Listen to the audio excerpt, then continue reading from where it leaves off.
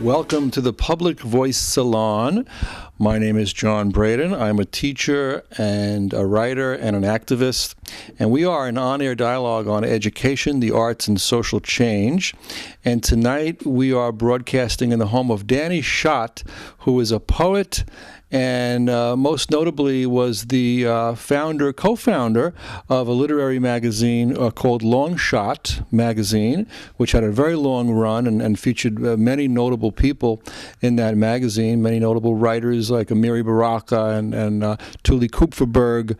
And he is also the poet laureate of the Hoboken Museum, which is very interesting. And in addition, he's an educator. He teaches writing at Brooklyn Tech over in Fort Greene, Brooklyn, which I believe that's where Spike Lee holds sway over there. Yeah. So he's a very interesting, very, very cultivated man living in Hoboken, New Jersey, with a very interesting past. And it's such an honor and a privilege to have Danny on Public Voice Salon. We're going to start with this event that Danny curated at the Hoboken Museum, which was phenomenal. I was there, it was a week ago, and it was incredible. I've never seen so many people packed into that museum for this Nuyorican poetry event featuring a celebration of the life of Pedro Pietre.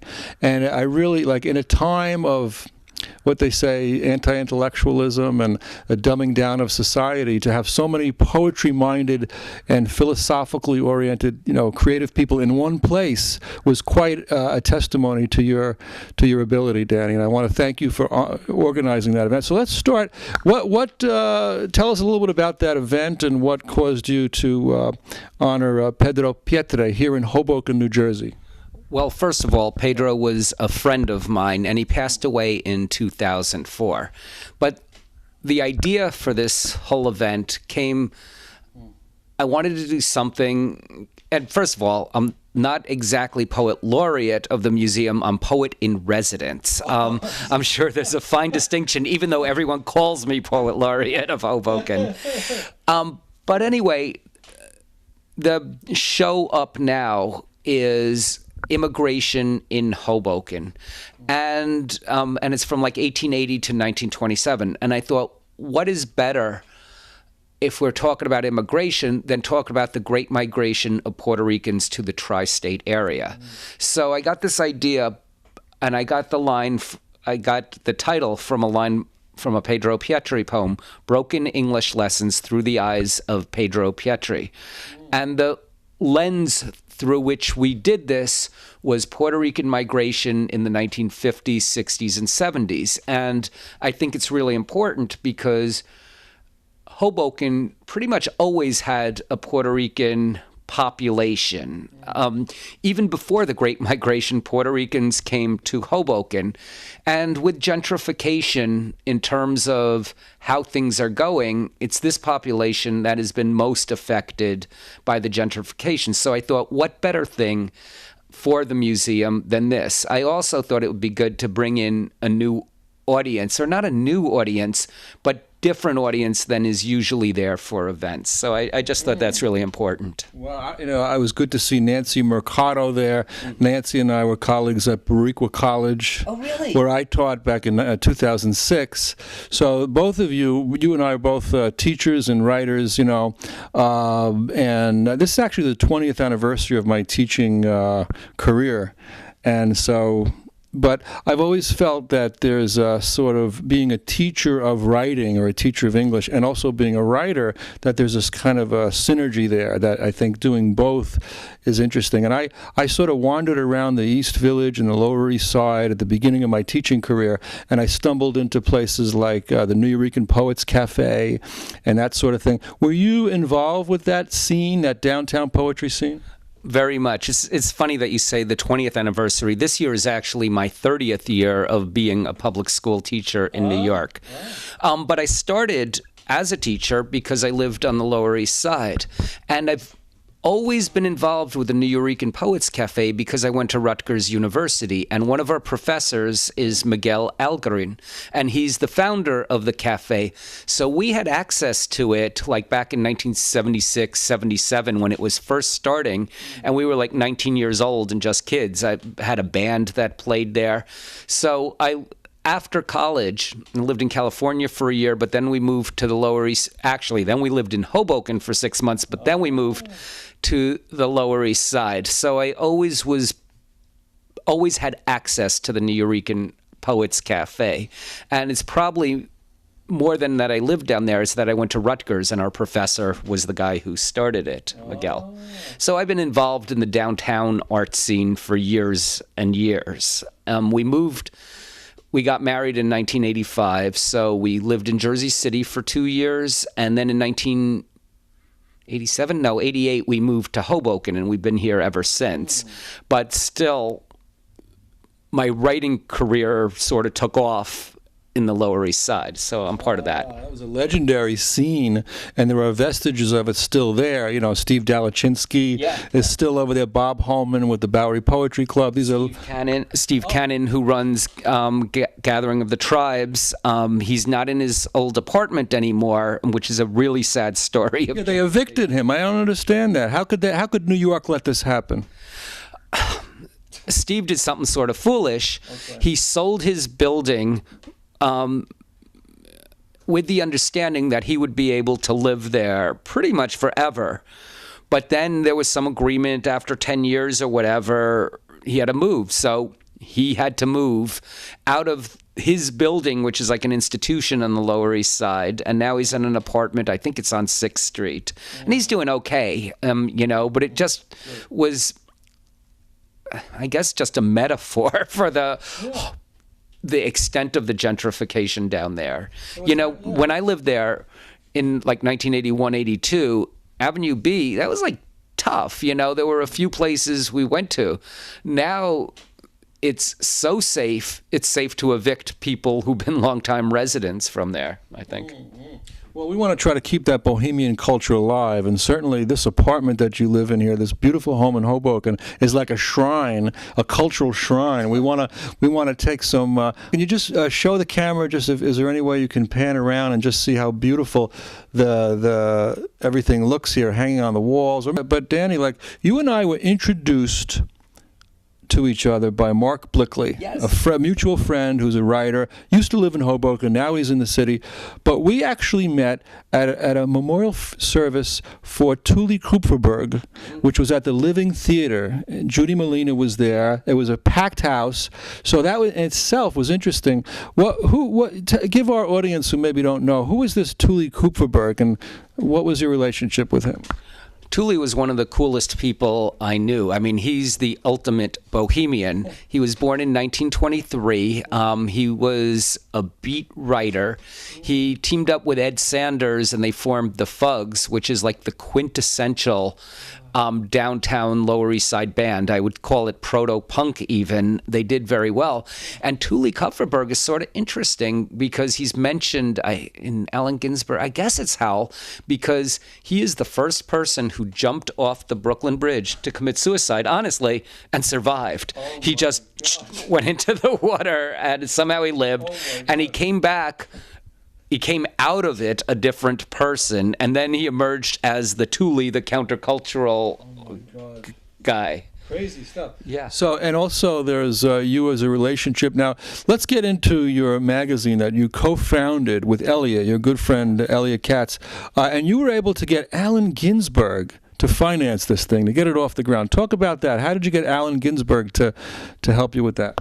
Well, he didn't finance it, but our first issue, Elliot and I started Longshot in 1981, and it just came out of need. I guess, being young and stupid, I was just tired of being rejected by more established magazines, and it was the early 80s, punk rock was the thing and all, so we were like, why don't we just do it ourselves? So Allen Ginsberg agreed to do a poetry reading with us at Rutgers, and he split the door. And the door, I think we charged $3. I think we had 500 people there, so we got $750, and we printed it ourselves. Basically, the way we knew Allen Ginsberg is he came to do a reading at Rutgers sometime in the 70s, and afterwards, and like I said, I was young and stupid, I gave him this poem I wrote. It was called America 76, and it was based on his poem America, but it was really terrible. I plagiarized Kiss lyrics in it. I had all this like fake street wisdom, and I gave it to him, and he looked at it for a minute, and he was like, well, I think you can, and I was like, whoa, why don't you take it home, read it, and then tell me what you really think? And he wrote me this postcard telling me what I can do with the lines and how every line should have this, this, and this. And we formed a friendship. Also, in 1980, I guess, Eliot went to Naropa to study with Allen Ginsberg, and he did an internship with him. So we had a relationship with him. So we did this reading at Rutgers, and it allowed us to do our first issue, and I guess we made 1,000 copies. This is it. And, you know, it seems so thin now. 86 pages. Anyway, we collated it ourselves. Eliot printed it because he worked as a printer then at Downtown Printing, and we made enough money to do a second issue. And off that issue, we made enough to do one more. And we basically ran for 22 years doing that, just selling enough to do one more issue. And by the time we stopped in 2004, I believe it had run its course, you know. Yeah. Well, the name of the magazine is Long Shot, which is a play off your name, Danny Shot, but also with the meaning in horse racing of a long shot, which is the horse that nobody thinks is going to win, and yet It's the shirt. Oh, horse racing. I wore this because our original logo is something like this. So I just got this shirt, and I think it's so apropos because we got all the horses, and the last one is just falling off the cliff there, or falling off the picture. Do you have a relationship with the sport of kings? Not at all.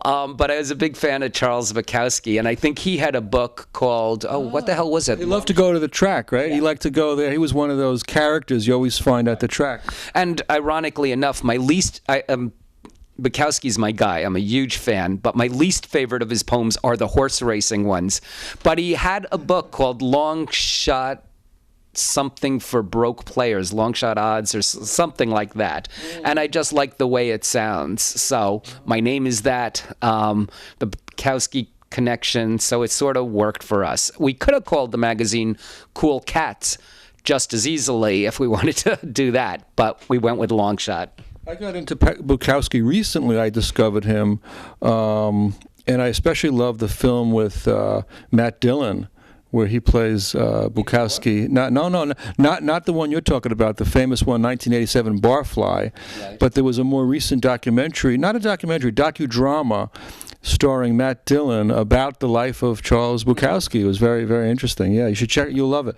But as far as horse racing, yeah. Now, my first short story that I wrote as a child of about 10 was called The Horse Player. Okay. And it was based on an uncle, Uncle Allie, who was the black sheep of the family, lived up in Washington Heights. Most of my family was from New York. They moved to Fort Lee, New Jersey, white picket fence land. Uncle Allie stayed behind. He was a Damon Runyon character, you know, always had a Camel cigarette, you know, and a can of Budweiser. But he was my hero. He was like my countercultural kind of a Damon Runyon Guys and Dolls type of. And so my first short story was called The Horse Player. So we have a connection with that. So talk a little bit now. Amiri Baraka was also a frequent contributor to your magazine, to Long Shot, and what was your relationship with Amiri Baraka? A really interesting relationship. Yeah. When we first started Long Shot, Eliot and I were involved. We did poetry readings at Rutgers. Somehow, Rutgers helped us out, and we got a part of the door. So Amiri Baraka came to Rutgers, and we the dean of students at the time. So we were to meet him at a restaurant, before the reading. So the dean of students, I brought a big bottle of wine, Chianti, that kind. And she's like, "Don't you know anything? He's a famous black Muslim. They don't drink. What's wrong with you?" And I felt about this big. I felt really stupid. Okay. So anyway, we get to the restaurant, we're waiting, and Amiri and his wife Amina come to the restaurant, and he looks at me and he says, "Thank God somebody brought something to drink. I'm thirsty." And since that time, I immediately fell in love with him, and I was so happy he said that because I was feeling really small. Since that time, he always associated me with drinking. "Come on, Dan, let's have a beer. Let's have a beer." So whenever I see him, he always had a beer ready for me. And I'll tell you another funny story about him. It was 2002 at the Dodge Poetry Festival, and I drove up, and I guess it was at Waterloo Village back then, and Joe Louis and I drove there, and there was traffic, we came late. So anyway, we go to the place, I don't know, where they had food and drink, and the first person we see is Amiri Baraka, and he goes, "Danny Schott, Joe Louis." Oh, he was by himself, but with a journalist who was interviewing him. He said, "I want to introduce you to these two great Jewish American poets." And I was like, "What?" He's never referred to me that way, Jewish American poets. "Have a beer, Danny." And he was like making a big show of it. What I didn't realize is half an hour before, he read his very controversial poem, "Somebody Blew Up America." The one that got him fired as a poet laureate of New Jersey. Now, that's why I called you a poet laureate, because I had in my mind from Amiri Baraka, that title. Okay. Yeah. That's exactly why I don't call myself poet laureate. But anyway, he made a whole big deal about it, how his good Jewish friends were there. And it just, and I was pissed off at him for a couple of years after that. But he always, for me, was like just a hard person to be angry at. His politics could be vexing, to put it mildly, at times. But I think both of us were forgiving to each other all the time. And this idea of New Jersey writers getting involved with the city and that back and forth. I actually saw Amiri Baraka one time on the PATH train, and I count it as one of the great moments in my life when I saw him and Amiri, and I sat next to them, and we would talk a little bit. He was on his way to Revolution Books to give a reading there, But I get this idea that Amiri Baraka also was involved with the Village in Harlem, and you're involved in Hoboken and the city, the Lower East Side. What is that whole New York, Jersey thing like for you in terms of culture, in terms of, is it really like the Philistines over here, and that's where the golden age of the golden mecca of cultural life is, or is it more complicated? It's more complicated, but it's interesting because it's very complicated. I've always considered myself a New York poet, but when you're from New Jersey, no New Yorker considers you a New York poet. So at times it was easy to exclude for things because, he's that guy from New Jersey. So I do have a bit of a chip on my shoulder. Yeah. But lately, like the past 4 or 5 years, I've come to embrace my New Jerseyness, and I'm really proud to be doing something. The event we did last week for Pedro was as vibrant as any event I've been to in New York in the past decade or so. Agreed. Yeah. Here in New Jersey, we have a freedom, that we in New York is not always there. I actually wrote a poem called "How to Write the Great New Jersey Poem," which I'm proud of. Well, there was a guy who was born not too far from here named Frank Sinatra. He didn't seem to have much problem. He had a little bit of a chip, too.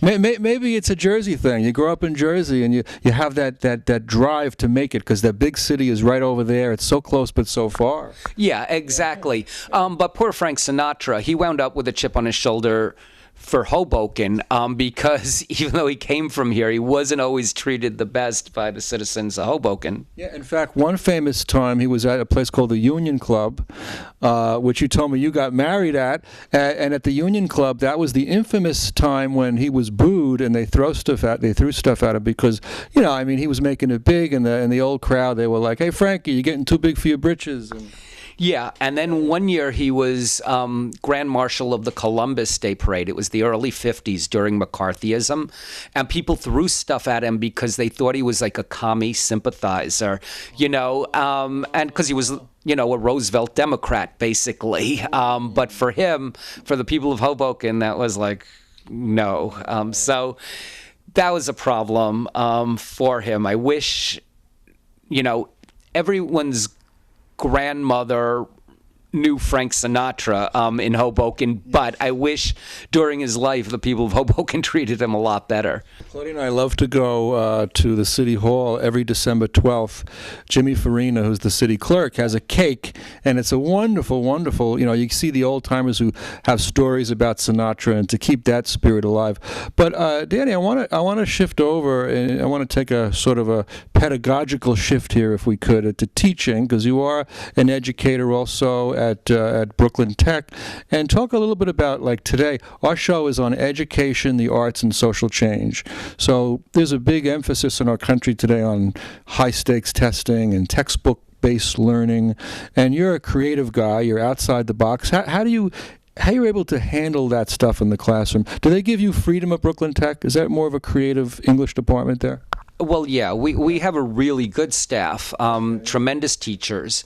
The reason I started teaching in New York and not New Jersey back in 1985 was because New York allowed some freedom for teachers in terms of what to teach. Of course, that freedom has eroded away with Race to the Top and the high-stakes testing.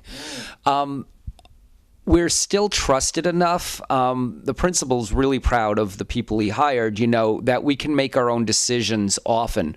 But it's the whole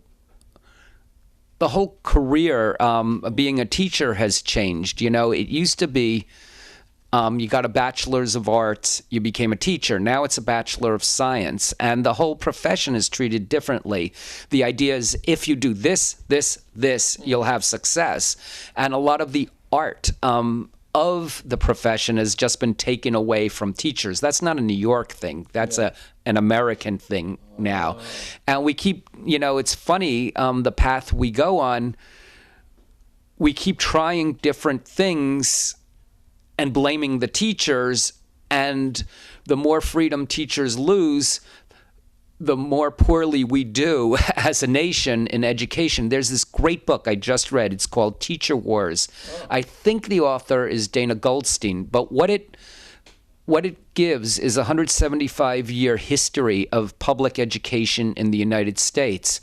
And many of these fights and many of these controversies that we're facing now have been going on since the 1830s. They just resurface again and again. So it's nothing new. Things go in waves, I believe. Yeah. Well, Diane Ravitch, who is one of the leading education philosophers in the country, she's at NYU, she came out recently and she said that, and there's a YouTube, you could watch a YouTube of this, it's a 2.5-minute YouTube of Diane Ravitch, where she says she believes that the Common Core curriculum is on life support now, that it's being resisted. Common Core is like a continuation of George Bush, No Child Left Behind. It's a very technocratic approach, taking out philosophy, humanities, forcing high-stakes testing on students, and she doesn't think that that's going to go anywhere, that's going to fade out. But there's a guy named Frank Smith, who is a psycholinguist, and he's also one of the founders of the cognitive psychology revolution. And he has a theory that he calls the literacy club theory, which is basically that all of this testing, drills and skills in the English class, using textbooks is wrong. He says it's absolutely wrong. That the key is that students need to feel as if they're part of a club, like a metaphorical club, that their identity, in other words, our identity comes from who we're around. You become like the company you keep. So if you want students to get interested in books and in writing, you have to make them feel part of a welcoming group or club of other people who practice that. So as a teacher, you want to, very often, especially in inner city environments or young people there, they've been so turned off to reading and writing because of the rigid, authoritarian traditional approach, that they come to our classes hating to read and write. So how do you get them into it? You got to make them feel part of a club or part of a group of others who are doing it. Now, when I'm around you, and when I went to that wonderful poetry event that you did at the museum, I felt part of a club, a community of other people who are readers and writers and who care about this stuff. You come out of that tradition of having that sort of mindset of a group of people, whether it's hanging out with Tuli Kupferberg or you and Elliot and the downtown poetry scene, but those spaces, I think it's more important. Get rid of the testing, get rid of the textbooks, and just hang out with the students.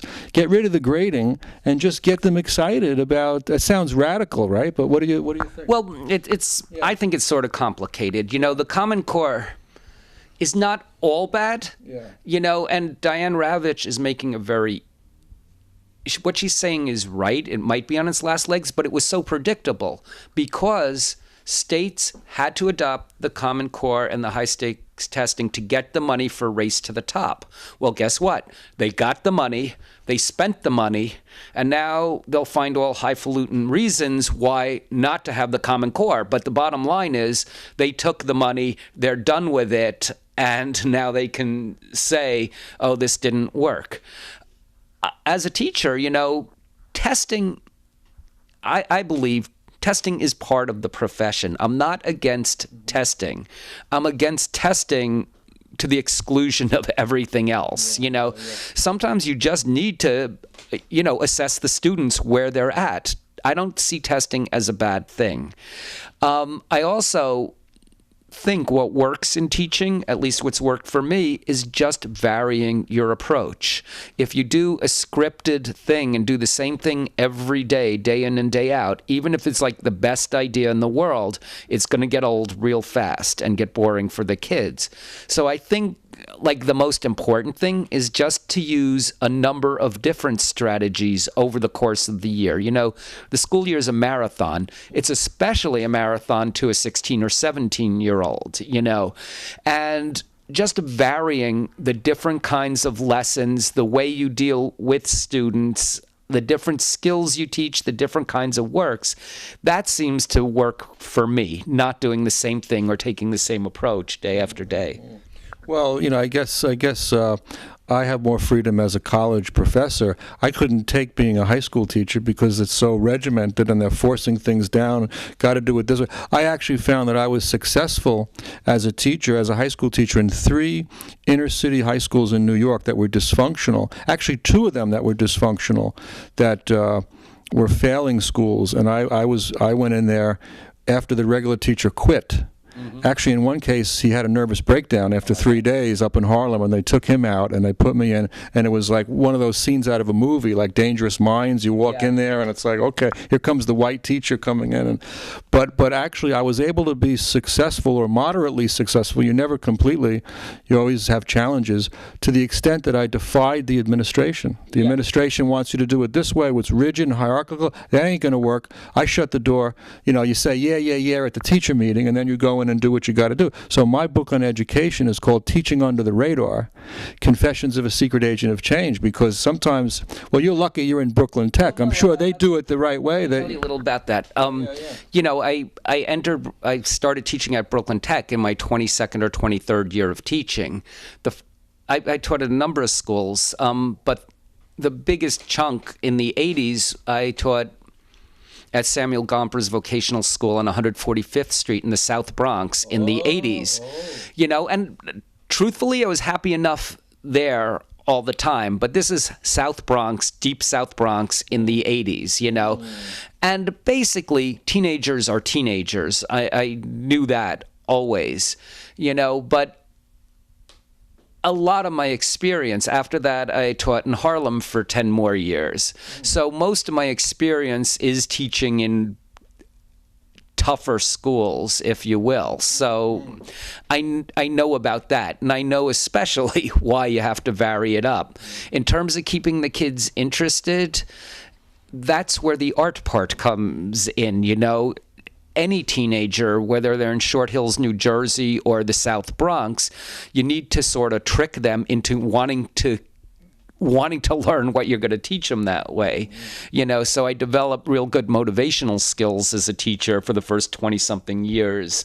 Now at Brooklyn Tech, because it's a specialized high school and kids have to test into it, I don't need to be as strong as a motivator, even though I still can be. So it's funny when you talk about schools in New York.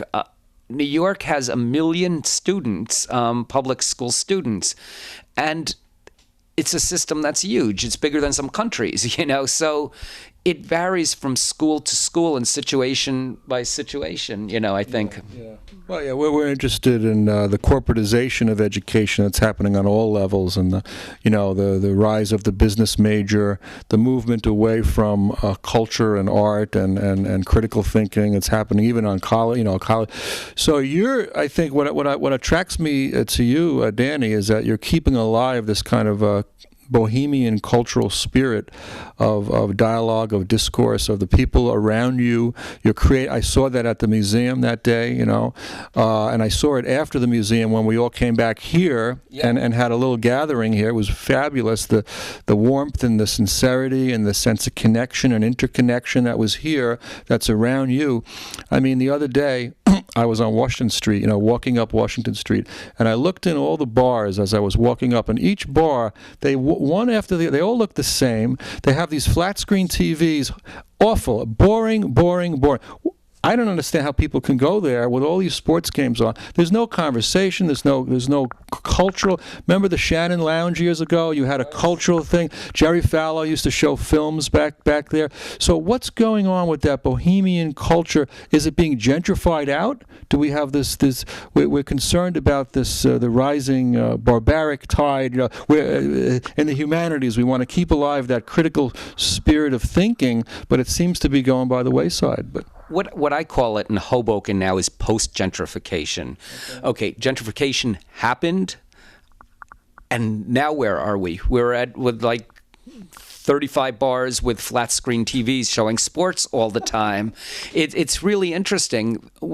We so wanted to live here. We lived in Jersey City, and we used to come to Hoboken, and we couldn't find parking. We'd go in circles and circles, and then go sadly back to Jersey City. And finally, we got to move here in 1988. And at the time, Hoboken was like an artsy community, artists. It sort of was like Williamsburg. Williamsburg and Hoboken were in the same place in like 1987, 88, 89, and they went in totally different directions. In Hoboken, real estate interests and stuff went for the money, and it became something else. It's interesting because Williamsburg and Hoboken are probably going to converge and be the same place again in 5 years, because their gentrification is really intense. But New York City, you see the same thing. I recently, I don't know what I was doing. I was on Avenue B, and I looked at some of the bars, and they had the same flat screen TVs and crowds of, young adults, 20-something, 30-something, watching the games. Same thing as here in Hoboken. So what are we going to do about that? That's a really, really good question. I don't have an answer for that. Basically, all you can do about it is just keep on doing what you're doing, be the individual you are or I am, and manage. You can't. Sometimes things go in waves, It's interesting because we just went through a major recession, and in a place like Hoboken, it didn't stem the tide of gentrification hardly in the least bit. I don't know. It's interesting because tomorrow, which is, or what is it, November 9th, is the artist studio tour. And it's shrunk so much since it expanded and shrunk, but basically, I'm going to go to the Monroe Center of the Arts, and I'm going to see a lot of people who rented space, who come from other places, and will show their art, and then at 6 o'clock pack it up and go back to the suburbs or whatever. What I'd like to see is Hoboken do more for the arts. That includes, the mayor, the city council, the Cultural Affairs Commission. I do think there's something real in terms of New Jersey arts and literature that isn't found in New York. Yeah. But New Jersey does very little for their artists. Hudson County and Hoboken also, I think. If you were approached to be Poet Laureate of Hoboken, would you consider the position? No, because believe it or not, I have this funny thing against Poet Laureates. And it goes... After what happened to Mary Baraka? Exactly, because... not because he was removed from being Poet Laureate, but that he chose to be Poet Laureate in the first place. It always seemed artificial. Well, you know who removed him, don't you? Jim McGreevey, right? Yeah, and you know what happened to McGreevey right after he removed Mary Baraka? Yeah, he was removed also. Yeah. Strange times. Yes, and now he's a Hudson County guy. He's a spiritual guy now. He went into the ministry. Maybe we'll get him over here. You know, maybe I'm looking at your couch now, and I'm looking at this place would be ideal for a salon. Have you ever had salons here? Like, I can imagine people sitting around here, very cultivated conversations. Well, it's interesting because when we first moved here, we used to have like gatherings and stuff. This was like in the 80s. But since then, with my boys growing up and all that, the place is usually a mess, and it involves a lot of cleaning beforehand. The way it looks now is as neat as it gets, and I know if you're seeing all this behind me, it looks like a mess, but this is as clean as it gets. Are you a fan of movies? Do you like movies? Claudia and I like to watch Turner Classics, old movies. We watched one with Charlie Chaplin today from 1953 called, what was it called, Claudia? Is it The Limelight, one of his last movies, where he actually, I think they didn't screen that in the United States because of McCarthyism. He was being persecuted at that time. Are you a fan of the cinema? Oh, yeah. I like movies a lot. You know, it's funny because I was out with the teachers yesterday, you know, Friday night, happy hour, and people were talking about like the movies they saw, and I was like, damn, I haven't seen a movie, like a new movie since the summer. And there were like a number of movies that sounded really good. Like what? What's on your list? What's on Danny's top number one pick? Ha, you're putting me on the spot. Birdman sounded really good. Okay. And there was another one, and I forget. Somebody said it was just the person in the guy in the Geico commercial. That's all I remember about it. He's the star of it, and they said it was excellent. Yeah. I wish we had longer time to talk with you, Danny, because, you know, you have so much to say. I want to go a little bit back into the past a little bit to talk about, you actually had Sean Penn wrote for your magazine. How did you get Sean Penn? He's a great actor and also a great political person as well. I think his politics, you and I could agree with, are very progressive and liberal. Mm-hmm. Well, first of all, if we're talking about movies, Fast Times at Ridgemont High is on my top 5 list. Me too. That and like Dazed and Confused and Almost Famous I could watch over and over. But anyway, I loved Fast Times at Ridgemont High from the time it came out. Oh, yes. And we saw Sean Penn in it. I remember seeing it and saying, is that guy an actor or did they just get some surfer guy? We didn't know at the time. Right. That was like the first thing. Right. But anyway, in the Daily News, they published, you know, on like page 6, a few lines of his poetry making fun of it. Bad boy actor Sean Penn, I guess this is the time he was married to Madonna, calls himself a poet. And I was like, that's not so bad. I like that, you know. So I have a friend who is an actor. She managed to get his address. So I wrote him a letter, and I basically said, we do this magazine. I sent him a couple of copies. We'd love to have your work. And he sent us his work.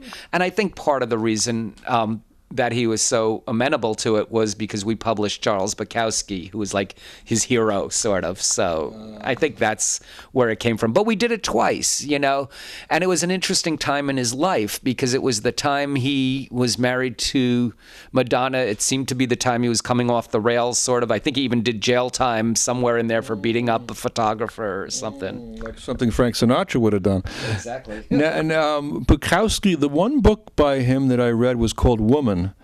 And it seemed like it was just right out of his life. It was rough and raw. It was like a diary of his experiences. Did he write a lot of memoir-based stuff? Yeah, you know, it's funny. The genres have changed. Today, there is a genre called creative nonfiction or memoir. But a lot of stuff in the 50s, 60s, and 70s were called novels. You know, On the Road, if it were published today, would be called a memoir. You know, Women, you actually hit upon my very favorite book in the world, Women by Charles Bukowski. Yes. Hey, so anyway, I read that when I was like 20 years old, and I just remember, like, I can quote parts of it, the minor poet being lost in the Utah woods. I still find that one of my favorite. I also loved his short story collections from City Lights. I love his poetry, and he was so generous with us. He didn't give us, even though we didn't pay anything, our magazine, he gave us his prime stuff, I think one of his poems is the title of a book, so some of his really great work we had the privilege of publishing. I love Bukowski because the guy didn't really his career didn't take off until he was in his 50s, and he was always getting these like crazy jobs and getting fired from them, and sort of writing at night in his free time, and always drinking and hanging out at the track with the ne'er-do-wells, that crowd, and quite a lovable black sheep type of guy. Yeah, well, Charles Bukowski and Henry Miller are the two patron saints of underappreciated and failed writers, because both of them were working and didn't make it as writers or get the recognition they deserved until later in life. Well, now you and I have another connection here, because as far as Miller goes, I have a book that I wrote called My Life as a Novel. And it sort of tries to connect the life and art thing and the interconnection, but bring politics in also. It's called My Life as a Novel, Manifesto on the Activist as Hero, and Other Ways to Not Be Bored. I'm very interested in overcoming boredom in life. I think it's very important. But chapter 1 of this book actually got published in a magazine called Evergreen Magazine, which was Barney Rossett magazine. And he died a few years ago, but while he was alive, he actually read my submission and approved it and got published. Now, Barney Rossett, for people who don't know, he actually was the one who was responsible for getting Henry Miller and D.H. Lawrence published in the United States. Their books were banned here. They were big hits in Europe for decades, and it wasn't until the early 60s when Barney Rossett sued the U.S. government and won that Miller and those guys got published. Did you ever have any problems with censorship with Longshot? No, it's interesting that you mention it. One of my favorite, or things I'm most honored to be by, is one of my short stories called 72 Scars was published in the Evergreen Review before Barney Rossett passed away, so he signed off on it. We're in the Barney Club, you and I. Yes.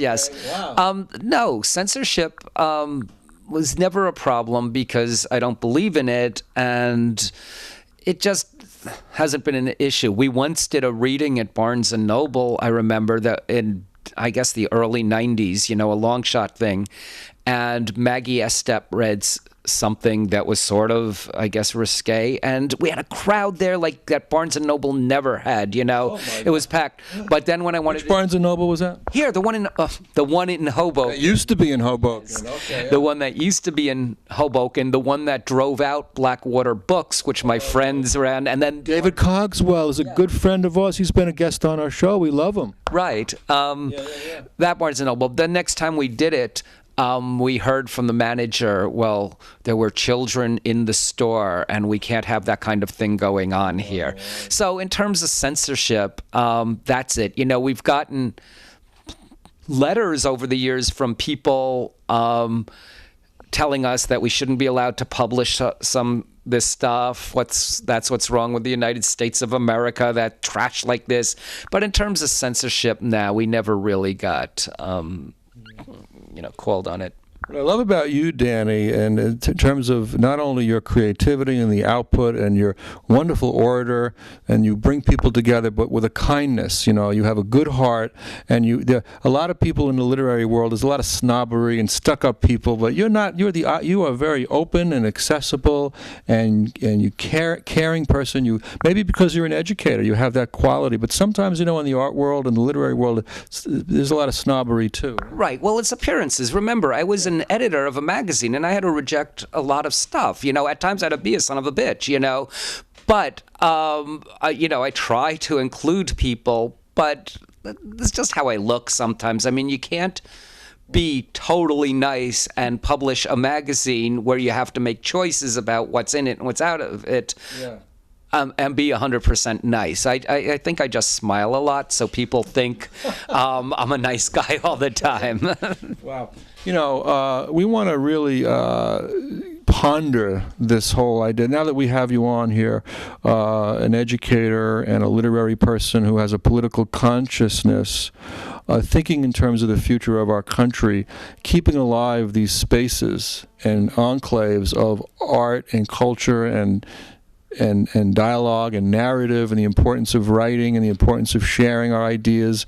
What are your thoughts about in terms of the future of the country going in that, since you came out of that kind of cultural, you seem like a link almost between the Beats and that era, and then the 60s was before your time, but more in the 70s and 80s, there was still a formative culture here, a creative culture in the United States, in the New York area. And once the gentrification set in, it sort of faded out. But you're part of that culture. Where do you see it going forward? Well, I think the problem is not like just for the arts world. It's, I agree with Bernie Sanders on this. I think the biggest problem in America is the gap between wealth in the United States. And the gap between the richest and the poorest is huge, but there's been a shrinking middle class. Hoboken's a good example of it. There's barely any middle class here. And I think as long as cities like New York or Hoboken become the homes, the playgrounds of the rich, you're not going to have that much good art, or culture. We're just hanging on. We got hit by this tax reevaluation thing. I go from month to month not knowing, that we could stay for how long. And it's an interesting thing because people in Hoboken got their places revalued. So people like me who've been here and have made a commitment to the town got a huge tax increase. People who bought their houses for lots and lots of money actually had their taxes go down. And this is like institutional separating the rich and the middle class. Wow. I think we should all go to Europe. I think it's time to get out of here sometime, really. Let's get those visas ready. Claudia, get the suitcase ready, because I'm telling you, it gets boring around here sometimes. No, my family was really lucky to get out of Europe. If my mother didn't get out in 1939, I wouldn't be here talking to you. Well, there's life, there's hope. We have to try to hold the line.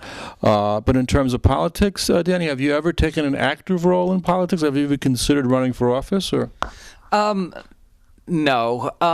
Active role, yeah. I'm involved in different things. And basically, my politics, I don't have a real political vision. I just try to do what's right, And I try, I have my set of morals, and basically it's to just give everyone a fair shake. In terms of running for office or anything like that in Hoboken, it's just too dirty, and that's not even as dirty as it used to be, but it's just too personal. I've seen, I've read the blogs of the different people attacking each other, and it's just really dirty here. Yeah.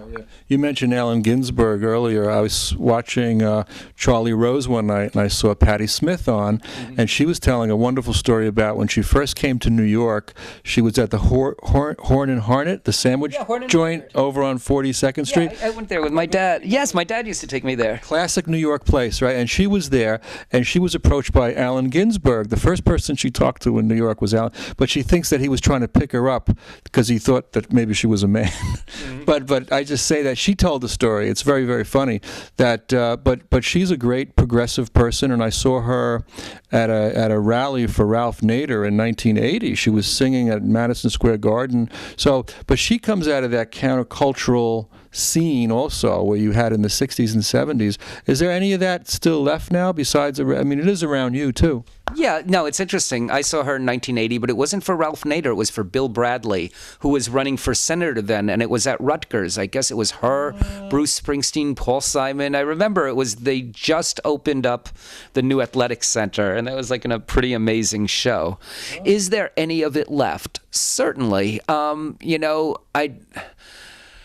The counterculture as it was in the 60s or 70s doesn't exist in the same way. Everything's been commodified, or if something does take off or have a little bit of a vibe, it's immediately taken over and commercialized now. I felt a vibe here, though. I felt a vibe in this room last week after the event that you did. And even at the museum, there was a qualitative feeling there that I hadn't experienced in quite a while, and I think that's something to think about. Well, yeah, because it's an interesting thing. You know, you have a bunch of Nuyorican poets, a group that has been traditionally marginalized.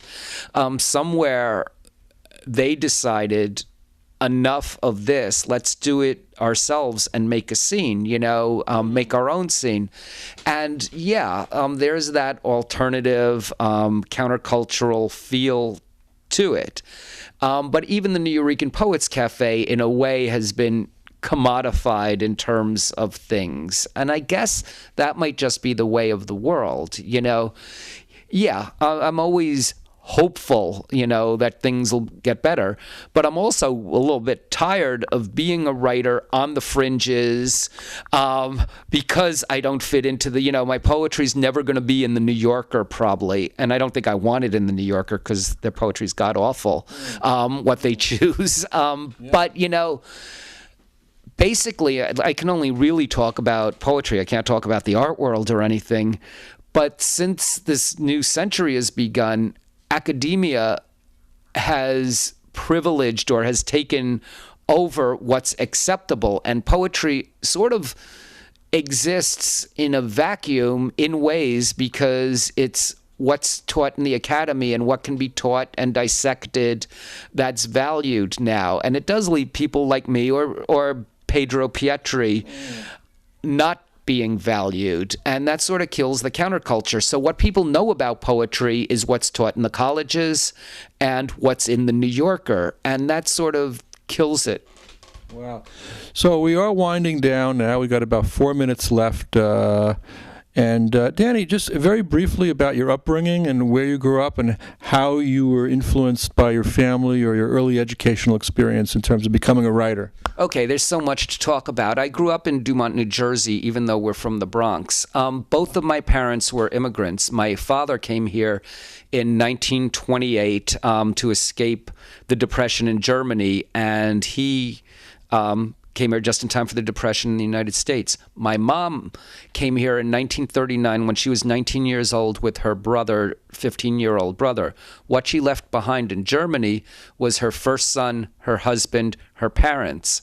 And then on September 1st, Germany invaded Poland, and it became impossible to leave. So she lost her whole family and her whole way of life to the Holocaust. So, I lost a brother who I never met, grandparents that I never met. And that, of course, shaded or shaped the way I view the world. That's why I say I'm in no rush to go back to Europe at this point. Wow. So it is such a great pleasure to have this dialogue with you, Danny. I hope it's a beginning. I hope you'll consider coming back, and we'll think about other possibilities of conversation and discourse, friends of yours, maybe different types of group discussions that we could have, because we're always trying to keep alive this aesthetic dialogue and this cultural discourse and bring it out there as an intervention in the public space. And your work is just incredible. And I think I'd really like to learn more about, from conversations with you and also future events.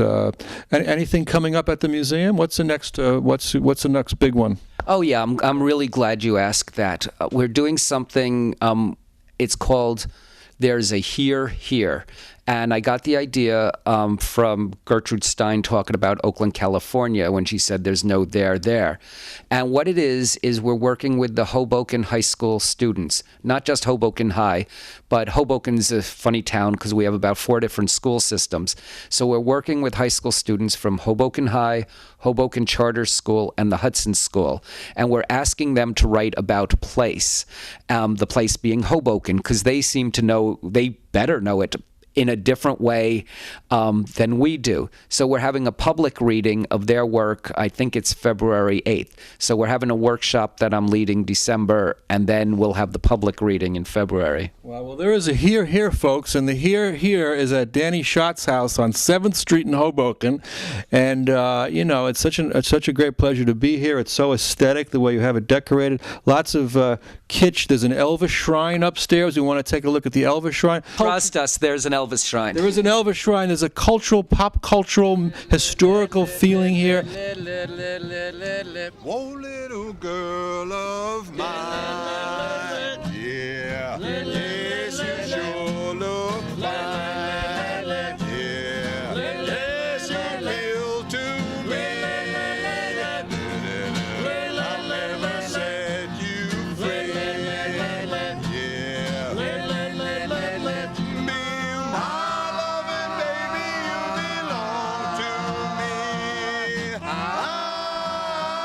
won't set you free, oh, yeah, the boys all roll their eyes, yeah, as we go strolling by, yeah, it's not so hard to see that they all envy me, yeah, be my loving baby, you belong to me, I won't set you free, oh. And the here is wherever Danny is. And Danny, we're so glad that you came on our show today. And be well and be Thank strong you. with It's your my writing. It's my pleasure to be on here, and we'll do this again, and hopefully we'll have Elliot Katz on with us next time. Be strong with your politics, your teaching, and your writing. Thank you. Thank you. My pleasure. Okay. Thank